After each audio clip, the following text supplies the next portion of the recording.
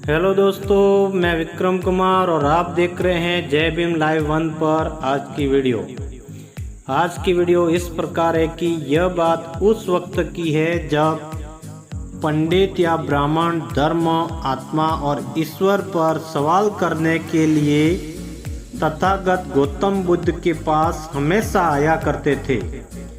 तथागत गौतम बुद्ध से ज्ञान पाने या ज्ञान का मुकाबला करने की नीयत से तथागत गौतम बुद्ध के पास बहुत से ब्राह्मण हमेशा आते रहते थे। ऐसे ही एक ब्राह्मण गौतम बुद्ध से निम्न प्रकार की वार्ता धर्म मार्ग के परिचय के लिए आता है और आकर गौतम बुद्ध से पूछता है, आप इन सब लोगों को बताते हैं कि आत्मा नहीं है, स्वर्ग नहीं है, पुनर्जन्म नहीं है, क्या यह सत्य है? गौतम बुद्ध ने कहा, आपको यह किसने बताया कि मैंने ऐसा कहा है? तब ब्राह्मण ने कहा, नहीं, ऐसा किसी ने बताया नहीं। तब फिर गौतम बुद्ध ने कहा कि मैंने ऐसा कहा, ये बताने वाला व्यक्ति को तुम जानते हो? ब्राह्मण ने कहा, नहीं। फिर से गौतम बुद्ध ने कहा, मुझे ऐसा कहते हुए आपने कभी सुना है? ब्राह्मण ने कहा, नहीं, परंतु लोगों की चर्चा सुन के ऐसा लगता है। अगर ऐसा नहीं है तो आप क्या कहते हैं? गौतम बुद्ध ने कहा, मैं कहता हूँ मनुष्य को वास्तविक सत्य स्वीकारना चाहिए। तब ब्राह्मण बोला, मैं समझा नहीं तथागत बुद्ध, कृपया सरल भाषा में समझाइए। गौतम बुद्ध ने कहा, मनुष्य के पास 5 ज्ञानेंद्रियां हैं जिसकी मदद से वो सत्य को समझ सकता है। आँखें, मनुष्य आँख से देखता है। कान, मनुष्य कानों से सुनता है। नाक, मनुष्य नाक से श्वास लेता है। जीभ, मनुष्य जुबा से स्वाद लेता है। त्वचा, मनुष्य त्वचा से स्पर्श महसूस करता है।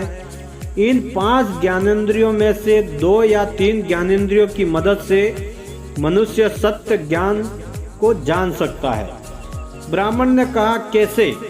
तथागत बुद्ध गौतम बुद्ध ने कहा, आँखों से पानी देख सकते हैं, पर वो ठंडा है या गर्म ये जानने के लिए त्वचा की मदद लेनी पड़ती है। वो मीठा है या खारा ये जानने के लिए जीभ की मदद लेनी पड़ती है। ब्राह्मण ने फिर कहा, भगवान है या नहीं, इस सत्य को आप कैसे जानेंगे? गौतम बुद्ध ने कहा, आप वायु को देख सकते हैं? ब्राह्मण ने कहा, नहीं। फिर उसके बाद गौतम बुद्ध कहते हैं, इसका मतलब वायु नहीं है, ऐसा होता है क्या? ब्राह्मण ने कहा, नहीं। तथागत गौतम बुद्ध कहते हैं, वायु दिखती नहीं, फिर भी हम उसके अस्तित्व को नकार नहीं सकते, क्योंकि हम वायु के द्वारा ही श्वास ले सकते हैं। जब वायु का झोंका आता है तब सारे पेड़ पौधे हिलते हैं, यह हम देखते हैं और महसूस करते हैं। अब आप बताओ, क्या भगवान हमें 5 ज्ञानेंद्रियों से महसूस होते हैं? ब्राह्मण ने कहा, नहीं। तथागत बुद्ध ने कहा, आपके माता पिता ने देखा है? ऐसा उन्होंने आपको बताया है? ब्राह्मण ने कहा, नहीं। तथागत फिर बुद्ध कहते हैं, फिर आपके परिवार के किसी पूर्वज ने देखा है? ऐसा आपने सुना है? ब्राह्मण फिर कहते हैं, नहीं। तथागत फिर गौतम बुद्ध कहते हैं, मैं यही तो कहता हूँ जिसे आज तक किसी ने देखा नहीं, जिसे हमारी ज्ञानेंद्रियों ने जाना नहीं, वो सत्य नहीं है, इसलिए इसके बारे में सोचना व्यर्थ है। ब्राह्मण ने कहा, ठीक है, तथागत पर हम जिंदा हैं, इसका मतलब हमारे अंदर आत्मा है, ये आप मानते हैं या नहीं? बुद्ध ने कहा, मुझे बताइए, मनुष्य मरता है, इसका मतलब क्या होता है? ब्राह्मण ने कहा, आत्मा शरीर से बाहर निकल जाती है और मनुष्य मर जाता है। गौतम बुद्ध ने कहा, इसका मतलब आत्मा नहीं मरती है। ब्राह्मण बोले, नहीं, आत्मा अमर है। फिर गौतम बुद्ध कहते हैं, आप कहते हैं आत्मा कभी मरती नहीं है, आत्मा अमर है। ये बताइए कि आत्मा शरीर छोड़ती है या शरीर आत्मा को छोड़ता है? फिर ब्राह्मण बोले, जीवन खत्म होने के बाद छोड़ती है। गौतम बुद्ध ने कहा, अगर ऐसा है तो फिर मनुष्य को मरना नहीं चाहिए। दुर्घटना, बीमारी या घाव लगने के बाद भी बिना उपचार के जीना चाहिए। बिना आत्मा की मर्जी से मनुष्य नहीं मर सकता। तब ब्राह्मण ने कहा, आप सही कह रहे हैं, पर मनुष्य में प्राण है, उसे आप क्या कहेंगे? गौतम बुद्ध ने कहा, आप दीपक जलाते हैं? ब्राह्मण ने कहा, हाँ। फिर गौतम बुद्ध ने कहा, कहते हैं दीपक एक छोटा सा दिया, उसमें तेल, बाती और उसको जलाने के लिए अग्नि चाहिए। क्या मैंने सही कहा या नहीं? ब्राह्मण बोले, हाँ। तथागत गौतम बुद्ध ने फिर कहा, मुझे बताइए बाती कब बुझती है? ब्राह्मण ने कहा, तेल खत्म होने के बाद दीपक बुझ जाता है। गौतम बुद्ध ने कहा, तेल है पर बाती खत्म हो जाती है तब? ब्राह्मण ने कहा, दीपक बुझ जाता है। तथागत गौतम बुद्ध ने कहा, इसके साथ तेज वायु के प्रवाह से बाती पर पानी डालने या दिया टूट जाने पर क्या होगा? तब ब्राह्मण ने कहा, ऐसे में दिया बुझ जाएगा। तो गौतम बुद्ध कहते हैं, अब मनुष्य का शरीर भी एक दीपक समझ लेते हैं, और प्राण मतलब अग्नि यानी ऊर्जा। सजीवों का देह 4 तत्वों से बना है। पहला पृथ्वी अर्थात मिट्टी, दूसरा पानी, तीसरा वायु और चौथा ऊर्जा। इसमें एक पदार्थ अलग कर देंगे तो ऊर्जा और ताप का निर्माण होना रुक जाएगा, मनुष्य निष्क्रिय हो जाएगा। इसे ही मनुष्य की मृत्यु कहा जाता है। इसलिए आत्मा भी भगवान की तरह अस्तविहीन है। यह सब चर्चा व्यर्थ है, इससे धर्म का समय व्यर्थ हो जाता है।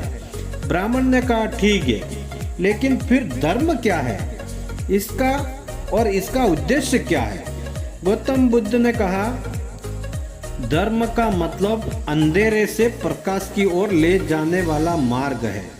धर्म का उद्देश्य मनुष्य के जन्म के बाद मृत्यु तक कैसे जीवन जीना है, इसका मार्गदर्शन करना है।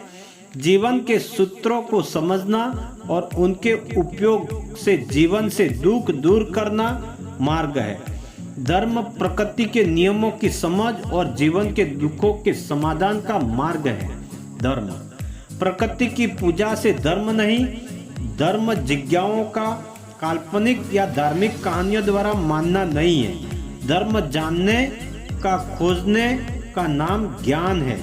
धर्म का आधार मनुष्य है, आस्था या अंधविश्वास नहीं। धर्म जानने के बाद मानने में है, आस्था में नहीं है।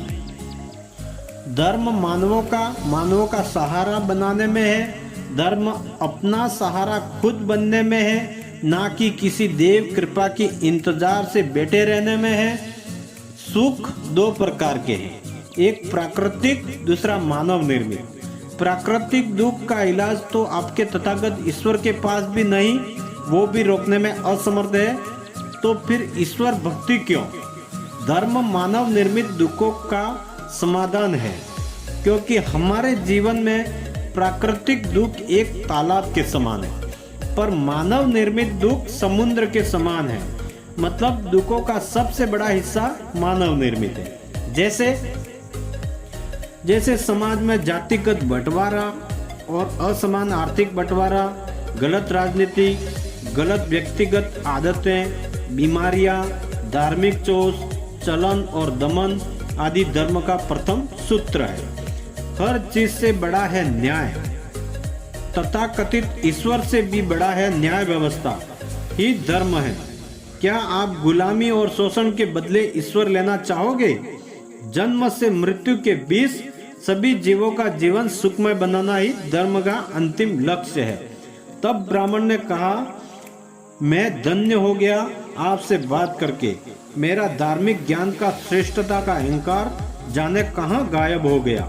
बड़ा मुक्त और हल्का महसूस कर रहा हूँ। अपने और पराये का भ्रम दूर हुआ और सब अपने से लगने लगे हैं। हे तथागत बुद्ध, आपसे ज्ञान पाकर मेरा जीवन धन्य हुआ। तो दोस्तों, यह जानकारी आपको कैसी लगी कमेंट करके जरूर बताना, और वीडियो अच्छी लगी हो तो वीडियो को लाइक करके अपने परिवार दोस्तों में जरूर शेयर करना, और ऐसी ही वीडियो रोजाना सुनने के लिए, देखने के लिए हमारे चैनल जय भीम लाइव 1 को सब्सक्राइब कर देना, बेल नोटिफिकेशन को दबा करके ऑल पर सेट कर देना, ताकि आप तक हमारी हर वीडियो बिना किसी रुकावट के पहुंचती रहे। जय भीम, नमो बुद्धाय, धन्यवाद।